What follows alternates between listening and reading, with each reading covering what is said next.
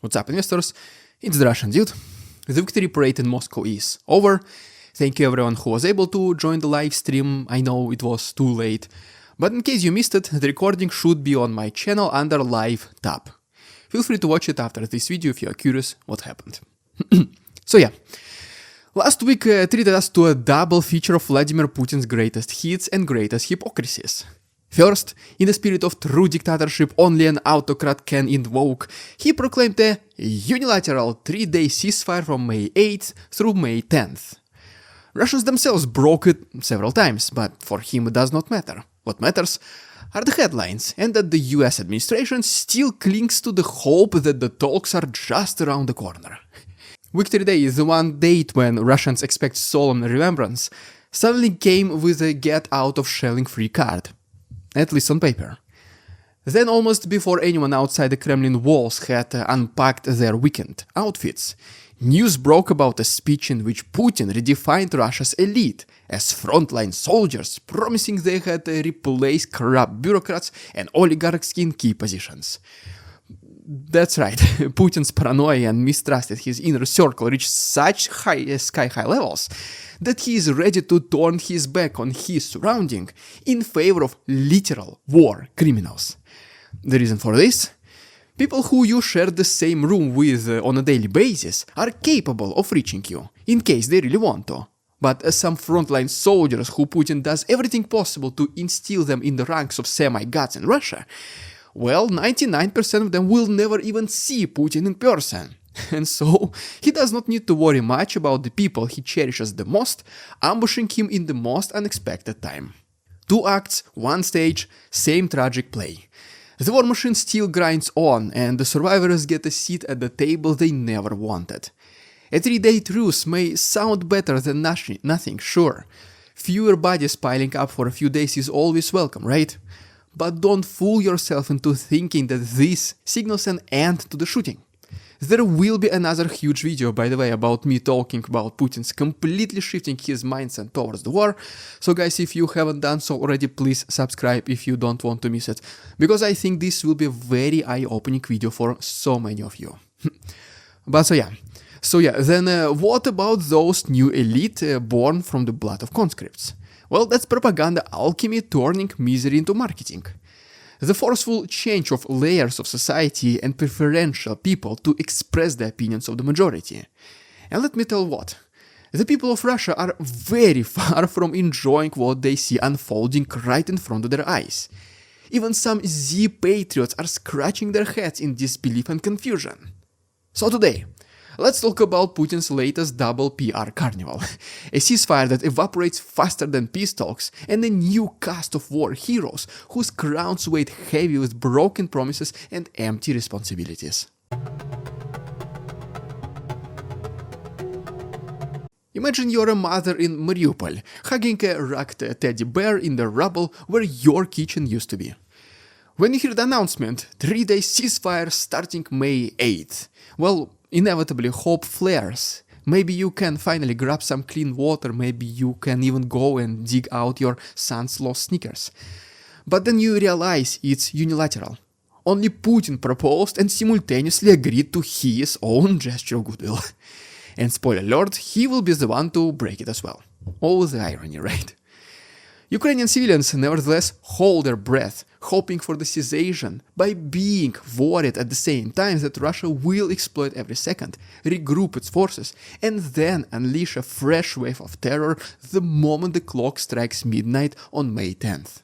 Victory Day itself has always been sacred for Putin, a Kremlin spectacle of parades and medals designed to channel grief into national pride.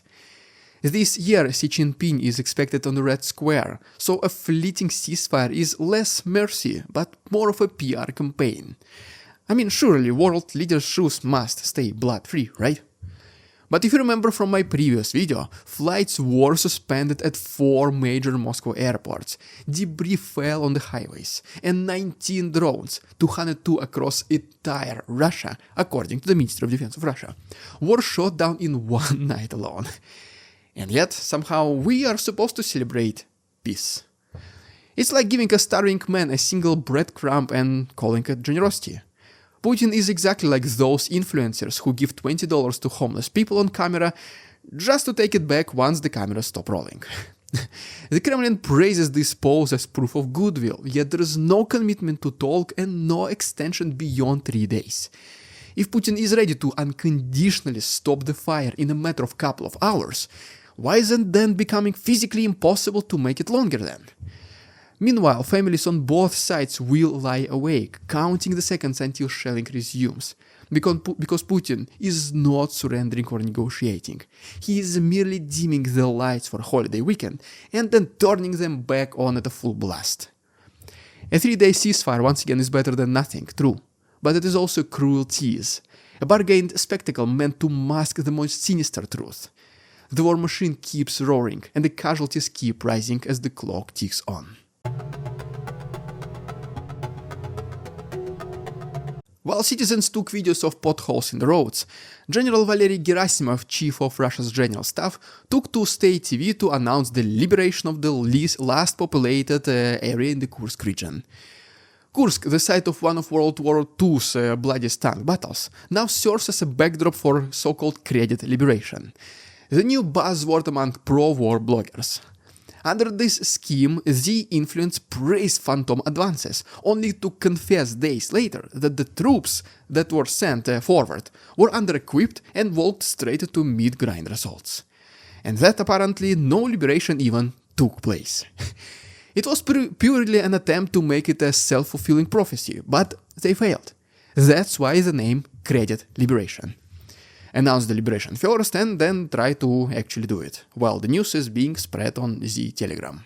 The phrase cripple regiment emerged too, describing units so shattered by shelling and poor supply that they barely crawl out of their own trenches. And then there is once again this familiar Terminator nullify, Kremlin's euphemism for eliminating your own men if they complain, fail, or I don't know, simply don't give you their money. Sometimes it takes even less than that. Your officer doesn't like you, boom, gone. The family receives then later a notification that their son either heroically died liberating Chasiv Yar, or that he went AWOL and nobody knows where he is. That's it, stop bothering us. In any other country, these storms would be read like fever dreams of a dystopian novel, but here, well, they are everyday jargon, echoing across barracks and social media live streams. When you hear about a village being liberated, you should not picture villagers cheering. Instead, you should picture burnt-down houses, civilians, not always alive, being pulled from collapsed basements, and fresh recruits dragged to fill the coffins. In 2021, such language would have been triggering some alarms even in Kremlin, but today it barely raises even an eyebrow. The regime has rewired its dictionary to turn disaster into triumph, spinning rubble into propaganda. And meanwhile, Ukrainian counterattacks continue, and independent maps show that real frontline movement has stalled for months. Yet, social media rolls out new fabricated conquest maps every week, feeding the patriots starved for pride. Behind the curtain, however, lies the same grim truth. For every liberation headline, a handful of conscripts died in silence, not even then later being included in the official statistics.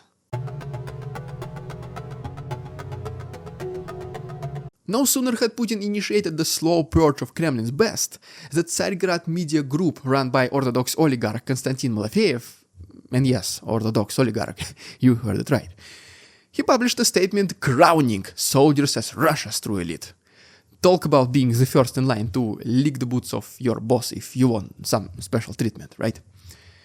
You would think frontline heroes were getting penthouses and power in the State Duma. Well, instead, those who survive the drone attacks and artillery barrages are thrust into corner offices with no budget, no staff, and no absolutely real influence.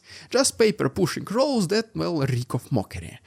But it's an office nevertheless, with a nice leather chair, a stand for golden brass pans, and Russian flags in the background. Everyone must tremble when entering the office of a person responsible for humane treatment of tomato plantations in Sochi, right? Meanwhile, the real oligarchs such as Deripaska, Mordashov, and the rest of insider cronies carry on splitting resource revenues and throwing yacht parties abroad. And that's exactly the image Putin wants. to show that old oligarchs, the ex-Kremlin's elite, are lavish people who do not care about the sufferings of common folk. And meanwhile, here is your new local assistant to the regional manager, who used to fight in Ukraine and defend Russia's honor. The choice for the patriots is obvious. Despite high-sound rhetoric about purging the corrupt, the only thing being actually purged is the public's hope that merit might ever outshine connections. And that's exactly how the regime of Putin operated for nearly 2 decades. You don't need to fight the people themselves. Fight the ideas, fight the perception of regular population. And as a result, they will devour those oligarchs themselves.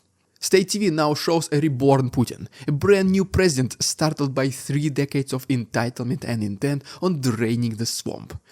We are told he will reverse his own reforms, shut down the Yeltsin Center he once inaugurated, even overhaul the university exam system he greenlit years ago. Private outlets like Tsargrad and VGTRK repeat the same storyline. Russia was spoiled by Pepsi, mortgages, car loans, and other self-indulgence of oligarchs and privileged people. Now the battlefield saints will sweep the corridors of power and lead the nation into new golden age. It's fairy tale marketing powered by artillery, basically. The crown they place on soldiers' heads is forged in lead, heavy with blood, toxic with lies, and destined to choke anyone who dares to wear it. Here is where the plot takes its sharpest turn. None of these so-called heroes actually benefit from those things. Those who signed 1-year contracts and who got sold on the promise of 5 million rubles up front, they now find their agreements extended endlessly. Mobilized recruits from fall 2022, still in service or in mass graves. A handful attempted to escape by running for local office or registering as foreign agents, only to be ripped them from ballots and pushed back into trenches. Take Mayor-elect Vyacheslav Sliptsov of a Yakutian village. He won his elections, filled discharge papers, and then was ordered back to the garrison and killed in action months later. Or Nikita Gorelov in Kirov region, sworn in before adoring townsfolk and then forced back to the front even though he campaigned as a devout Putin supporter. Those rare cases only underline the regime's contempt. You are free to run for office, just for as long as you never leave your rifle. At home, these veterans are not greeted with parades, but with barrade doors.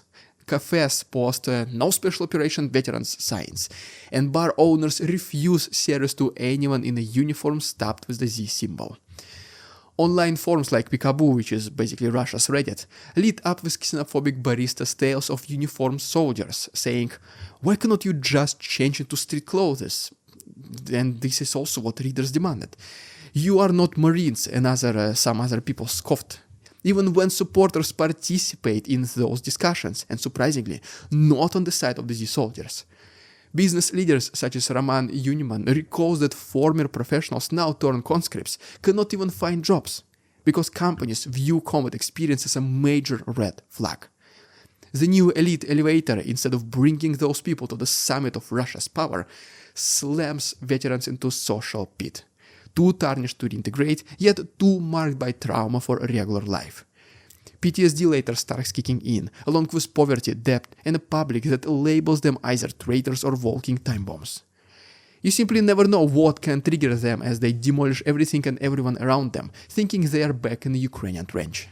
No regular Russian with a basic common sense wants to have anything in common with those who return from war. Believe me that. The new Putin's elite quickly became the outcasts, and many Russian people are very concerned about Putin pushing this narrative upon them. They do not accept that they should bow and respect war criminals, because deep inside they know that's exactly who they are. The few Z veterans who did get a decorated office soon learned that there is no budget, no authority, absolutely no path upward, just a desk with a window, so the state can parade them for propaganda photos.